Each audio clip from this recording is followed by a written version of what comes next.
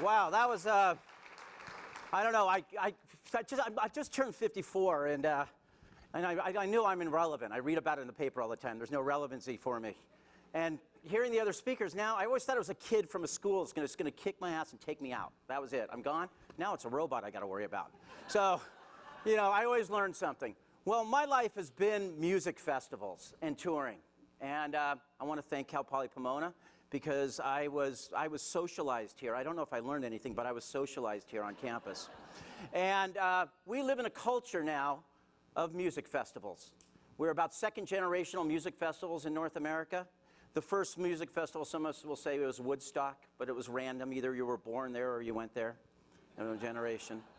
But my generation really started around 1991 with a tour called Lollapalooza. I was lucky enough to be the first touring stage manager of that tour. In 1995, I founded the Vans Warped Tour. And then now we have a culture of touring and festivals.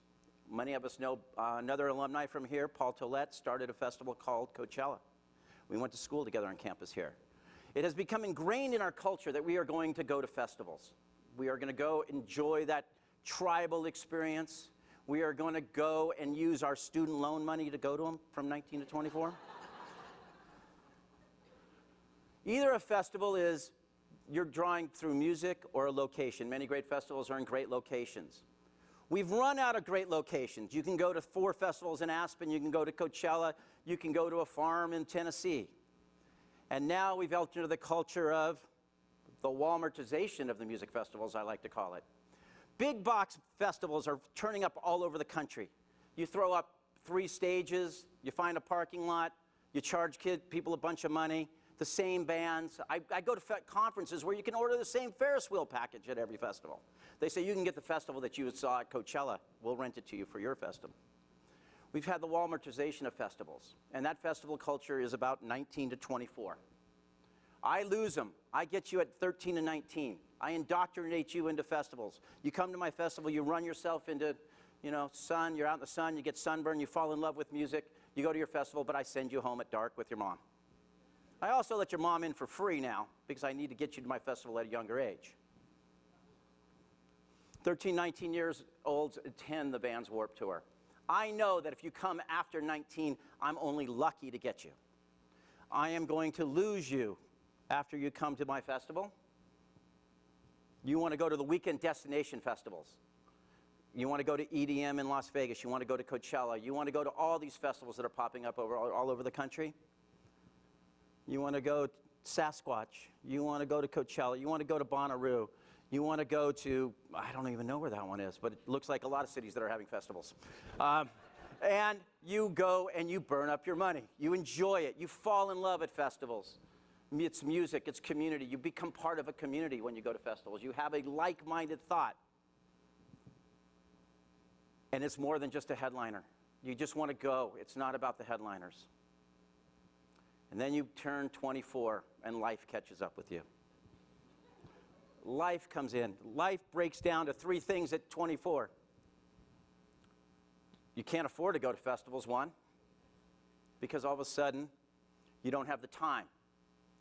You have jobs, you have maybe a relationship, and you may not have the same choices in music, and she doesn't want to go be dragged around EDM when she wants to go to another thing, or he. Debt repayment. The music industry, we can thank the US government and student loans for financing us. We really can. I mean, it's really thought, because you're so broke anyhow, you've got to pay your student loan. What's another $1,500 for a weekend to go to a festival and you're having fun?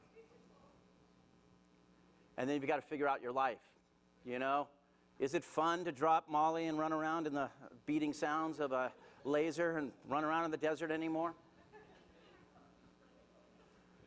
So you've got lifestyle constraints coming in. You don't have the freedom you do. And I feel that the change and progress of music festivals, if you want to survive at this point, will be satisfying the need of those people. They have it in their hearts. They want to go to these festivals, but they can't afford the money to go. So the opportunities in our world and the solutions for this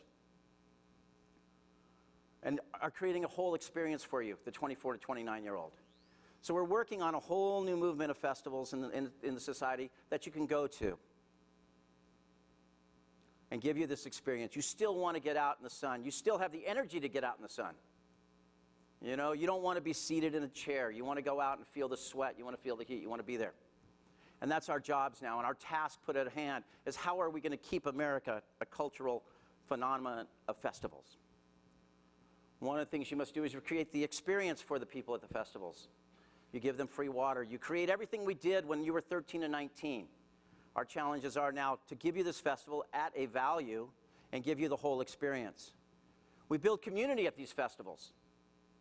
You build it back. We start you at 13 and 19. We've trained you to bring canned foods. We run some of the largest canned food drives at these festivals. How are we going to localize these festivals?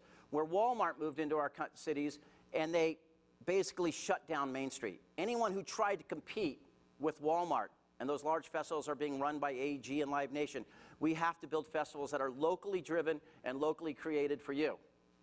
So we're going back to that earlier model. So we're giving you incentives to come, give back to your communities.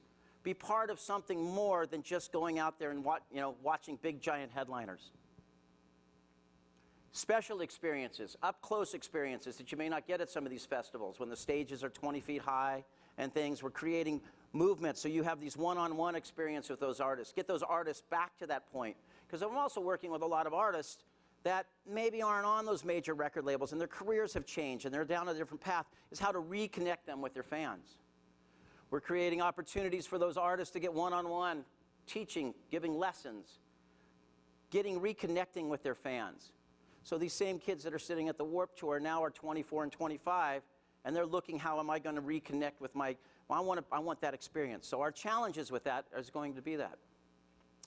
And then we have to build your loyalty. So we've been coming up with some plans, and affording that ticket, affording anything at 24 to 29, a lot of the solutions for 24 to 29 years old, I'm going to buy everything in my life on Groupon. I've learned the hard lessons in life. I tried to do a big giant haunted house over here in Pomona. And we thought we built the most amazing haunted house. I think it just might have been the most disturbing haunted house.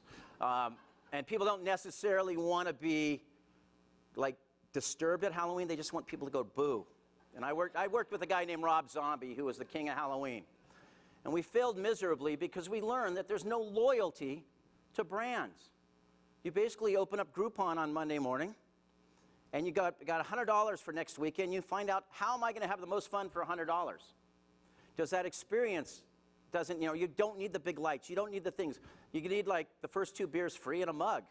I know that because they do at the LA County Fair, they do the Oktoberfest. It's low production value, but it gives you value to get there. So we have to work on building brand loyalty. So some of the solutions we've come up with recently is give the discount to the 24 to 29-year-old when you go on sale with your festivals. Go back into the local community and find that local retailer that if you can show up with a driver's license for the age group 24 to 29, the brokest population in America, we're going to give you a discount to our festival. It's not a Groupon festival, it's that one-on-one, just like we were hearing about the restaurant. You want to meet someone when you talk about the festival, you want to talk about music. So we've kind of implemented a whole, build the loyalty up to that festival. Then when you're 29 years old and hopefully your debt's down, things are looking better for you, you become a lifelong fan of our festivals. We don't have to be driven by going and buying these giant talent. You want to be there because you're part of the community. One-day festivals. Why does every festival have to be 3 days? How many of you really have any of you been to a 3-day festival? By the 3rd day, do you really want to be there, or do you just feel like you have to be there because you paid for a ticket? I know, and I'm a little older, and I love festivals. I love getting on my bike and riding around, and I have a pass to go anywhere I want. But by that 3rd day, I am burnt out. But I feel obligated to being there sometimes. So we're organizing a whole world of one-day festivals that will be launched very soon because you have 1 day to be a kid again. 1 day to run around. You have responsibility. You have your jobs. You have time constraints. You have everything, but you want that experience. So I think we can deliver festivals to your age group 1 day. Just blast you with 9 hours. Don't distract you too much with Ferris wheels. Just give you that music for 9 hours. Put it in your face. Reconnect you with your tribe. So that's our challenges right now. It's going to be 1 day festivals. And I'm going to see them rolling out. Those will be the successful ones because they're going to be affordable. They're going to be built around affordability for this audience. This audience is, and we're not going to Groupon them. Don't think you're going to find them on Groupon. Because you know what? There's a value there. And reconnecting you with your heart and soul and music will get you through the hard times. And we need to take care of this culture in America.